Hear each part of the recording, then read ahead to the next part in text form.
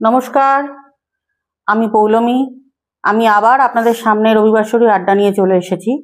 আজকের বিষয় কথা।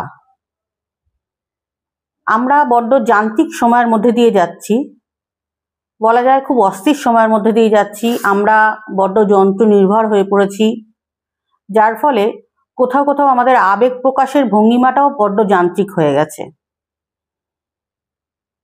আমরা বিশ্বের সর্বশ্রেষ্ঠ জীব, যারা বিভিন্ন শব্দের মাধ্যমে বা আমাদের অনুভূতিগুলো প্রকাশ করতে পারি।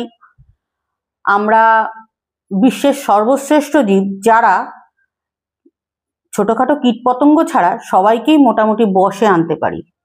কিন্তু এই শ্রেষ্ঠ জীব হওয়া সত্ত্বেও আমরা আজকাল আমাদের আবেগ অনুভূতি প্রকাশ ভুলতে বসেছি, যার ফলে বিভিন্ন সমস্যার সমাধান সৃষ্টি হচ্ছে, সমস্যার সমাধান হচ্ছে না।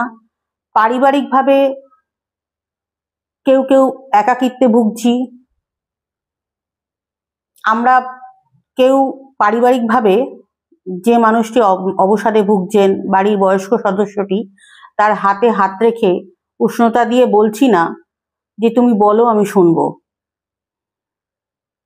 পারিবারিক বন্ধন আমাদের দৃঢ় হচ্ছে না, যার ফলে পারিবারিকভাবে আমরা যদি বিচ্ছিন্ন হয়ে যাই, পরিবারের বাকি লোকেরা কি করছে আর আমি কি করছি তার মধ্যে অনেক তফাৎ থেকে যাচ্ছে। সবশেষে একটাই কথা বলবো, বাড়িয়ে দাও তোমার হাত, আমি আবার তোমার আঙুল ধরতে চাই।